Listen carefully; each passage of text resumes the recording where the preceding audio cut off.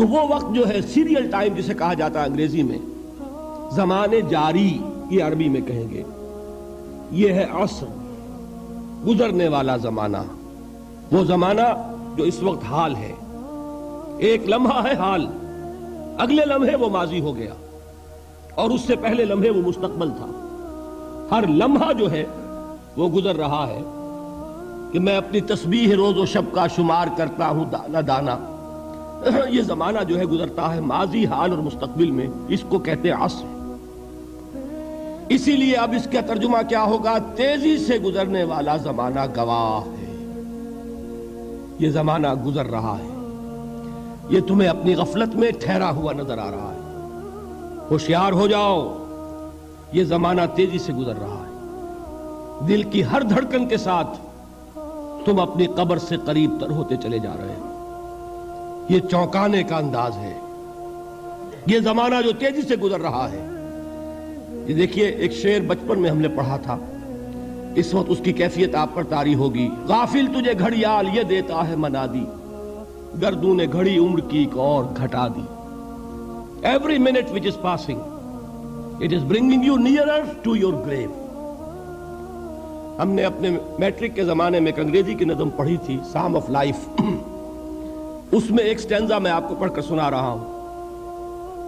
Art is long and time is fleeting, and our hearts though stout and brave, still like muffled drums are beating funeral marches to the grave۔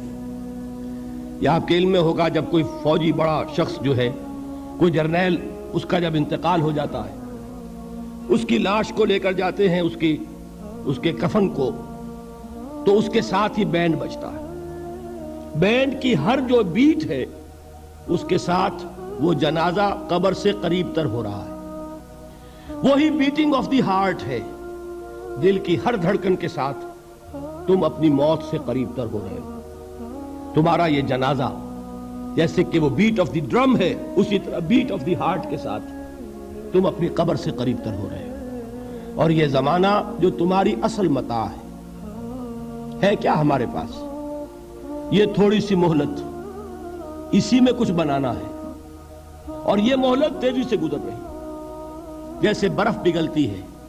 امام راضی ہی نے یہ بڑی عمدہ بات لکھی ہے کہ والعصر کا مفہوم مجھے اس وقت معلوم ہوا جب وہ کہتے ہیں کہ میں ایک شہر میں داخل ہوا، شام کا وقت تھا، بازار اب ختم ہونے والا تھا، تو ایک برف کا تجارت کرنے والا، برف بیچنے والا چیخ چیخ کر کہہ رہا تھا، لوگوں مجھ سے برف خرید لو، جلدی کرو، اس لیے کہ میری برف پگھلی جا رہی ہے۔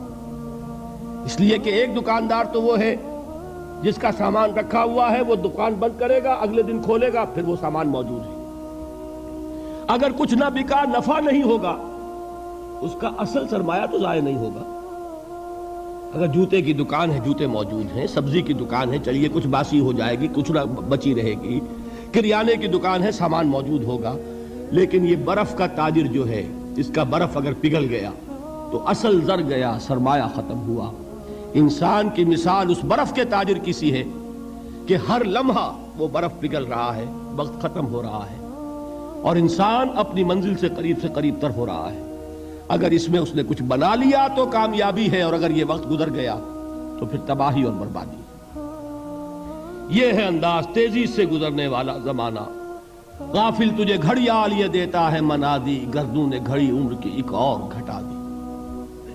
اب آگے آئیے، ان الانسان لفی خسر۔ الانسان، یہ لام اس کو کہتے ہیں لام تعریف، اور اس میں بہت سے مفہوم پیدا ہوتے ہیں، اس وقت مجھے زیادہ تفصیل میں نہیں جانا۔ یہاں مراد ہے تمام انسان، یہ لام حصر ہے۔ انا تاکید کے لیے آتا ہے، ان الانسان، یقیناً تمام انسان، لفی خسر، خسارے میں۔ لام پھر تاکید کے لیے ہے۔ اب یہ میں جن لوگوں کو عربی گرامر سے کچھ تھوڑا سا شغف ہے ان کے لیے عرض کر رہا ہوں، ایک آیت بھی معجزہ ہے قرآن کا۔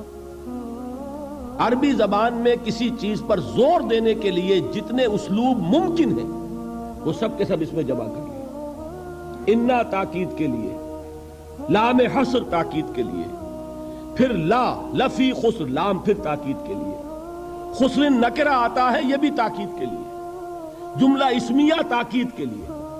جتنے بھی امکانات ہیں عربی زبان میں زور دینے کے کسی چیز پر، وہ سب کے سب اس ایک جملے میں جمع کر دیے گئے. ان الانسان لفی خسر. ذرا اس آیت پر اب نگاہ کو مرتکز کیجئے. انسان کا خسارہ کیا ہے؟ دیکھیے، سب سے پہلے میں آپ کی توجہ دلاؤں گا، ذرا آنکھیں کھول کر قلب حساس کے ساتھ نوع انسانی کا مشاہدہ کیجئے. کیسے کیسے دکھ، کتنی تکلیفیں، کتنی محنت، کتنی مشقت ہے جو ہر انسان کا مقدر ہے. قرآن مجید میں ایک مکمل سورت ہے، سورت البلد. اس میں اللہ تعالیٰ نے متعدد قسمیں کھا کر ایک بات کہی، لا اقسم بہذا البلد وانت حل بہذا البلد ووالد وما ولد لقد خلقنا الانسان فی کبد. ہم نے انسان کو مشقت ہی میں پیدا کیا. یہ مشقت ہر انسان کا مقدر ہے. لوگ گھروں کو چھوڑ کر آئے ہوئے ہیں، کہاں کہاں انسان جاتا ہے. یہ اس دنیا میں محنت اور مشقت. ہاں، ایک مغالطہ ہو جاتا ہے کہ شاید یہ محلوں میں رہنے والے جو ہیں انہیں کوئی مشقت نہیں، انہیں کوئی دکھ نہیں. حالانکہ حقیقت یہ نہیں ہے. جو جتنا امیر ہے آپ دیکھیں گے اس کی جسمانی مشقت کم ہے، ذہنی کوفت زیادہ ہے. ٹرینکولائزرز کی انہیں ضرورت پڑتی ہے، انہیں سیڈیٹیوز چاہیے. خواب آور دوائیں مزدور کو نہیں کبھی ضرورت پڑے گی. وہ 8 گھنٹے کی محنت کرنے کے بعد ایسا سوتا ہے کہ وہ صبح ہی کی خبر لے گا. اور یہ وہ لوگ ہیں کہ جن کو ہپنوٹکس، خواب آور دوائیاں، سیڈیٹیوز، مسکن ادویات، یہ سارا لیبلیم اور یہ ویلیم اور یہ فلاں اور یہ فلاں، یہ کن کے ہاں جاتے ہیں. ذہنی سکون اور اطمینان انسان کو حاصل نہیں. کسی کی جسمانی مشقت ہے، کسی کی ذہنی مشقت ہے. میں آپ کو یاد دلانا چاہتا ہوں مہاتما گوتم بدھ کا معاملہ. 30 برس کی عمر میں کپل وستو کا شہزادہ محل کو چھوڑ کر نکل گیا. جوان بیوی کو سوتا ہوا چھوڑ کر گیا. شیر خوار بچے کو چھوڑ کر گیا. راجدھانی میں رہنے والا محل کا باسی، جسے یہ معلوم ہے کہ باپ کے بعد مجھے یہ سلطنت ملنے والی ہے، کیوں گیا؟ کبھی کبھی آپ نے سوچا؟ اس نے انسان کے غم اور دکھ کا مشاہدہ کیا. اس نے دیکھا کوئی اندھا ہے، ٹھوکر کھا کر گر رہا ہے. کوئی والدین کھڑے ہوئے رو رہے ہیں اور ان کی نگاہوں کے سامنے ان کا نہایت محبوب بچہ دم توڑ رہا ہے اور وہ کچھ نہیں کر سکتے. اس نے سوچا یہ صدمہ کیوں ہے انسان کا، یہ دکھ اس کا مقدر کیوں ہے؟ اس صدمے سے، اس دکھ سے نجات پانے کی بھی کوئی شکل ہے کہ نہیں ہے؟ انسانوں کی ایک عظیم اکثریت، شاہ ولی اللہ دہلوی رحمت اللہ علیہ کے الفاظ ہیں کہ وہ لدو اونٹ اور کولو کا بیل بن کر زندگی بسر کرتی ہے. جو 8 گھنٹے تک اینٹیں ڈھو رہا ہو، اس شخص کا تصور کیجئے آپ، وہ واقعی انسان ہے یا حیوان بن گیا ہے؟ اور 8 گھنٹے کی اس محنت کے بعد بھی ہو سکتا ہے کہ 2 وقت کی روٹی اسے پوری نہ ملے. اور یہ تو ہو سکتا ہے، نہیں ہوتا ہے کہ اگر بچہ بیمار پڑ گیا ہے تو شاید کوئی برتن بیچے بغیر اس کی دوا کا سامان نہ کر سکے. ایسا شخص کتنے بوجھوں تلا دبا ہوا ہے، کتنی مشقت کے اندر پسا ہوا ہے. لدو اونٹ اور کولو کا بیل انسانوں کی عظیم اکثریت کی سطح پر زندگی بسر ہے. لیکن آپ کو معلوم ہے کہ کولو کے بیل کے لیے مشقت ہی مشقت ہے، اس کے احساسات یہ نہیں ہے جو کہ ان سے انسان کو جو صدمہ پہنچتا ہے. ایک بیل کو اس سے کوئی غرض نہیں کہ اس کا کوئی بچہ بھی تھا کہ نہیں تھا، اس کو کوئی بخار ہوا ہے یا کیا ہوا ہے. اس صدمے سے وہ بیل بچا ہوا ہے. گھوڑے کو کوئی پتہ نہیں کہ میرا بھی کوئی اولاد میری ہے یا نہیں ہے اور مجھے اس کا کوئی صدمہ ہے یا دکھ ہے، کوئی پتہ نہیں. لیکن انسان کا معاملہ یہ ہے کہ والدین کو جو جو دکھ دیکھنے پڑتے ہیں اپنے بچوں کے لیے، اپنی اولاد کے لیے.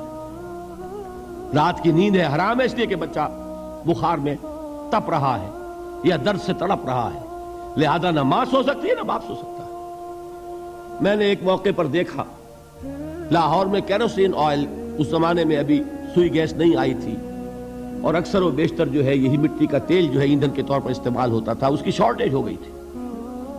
تو کئی فرلانگ لمبی قطاریں لگتی تھی ان دکانوں کے باہر، ڈپو کے باہر. اور ایسے ایسے منظر بھی کہ ایک خاتون برقع پوش، ایک گود میں بچے کو لیے ہوئے، ایک کی انگلی پکڑے ہوئے، بوتل ہاتھ میں لیے ہوئے تیل کے لیے، اور کئی کئی گھنٹے کھڑی ہے دکان پر۔ یہ مشقت انسان جھیلتا ہے کہ نہیں؟ غالب نے اس کا نقشہ کھینچا ہے کہ رنج سے خوگر ہوا انسان تو مٹ جاتا ہے رنج۔ مشکلیں اتنی بڑی مجھ پر کہ آسان ہو گئی، ہم بھول جاتے ہیں، ورنہ واقعہ یہ کہ قلب حساس ہو اگر، اور قید حیات و بند غم اصل میں دونوں ایک ہیں، موت سے پہلے آدمی غم سے نجات پائے کیوں؟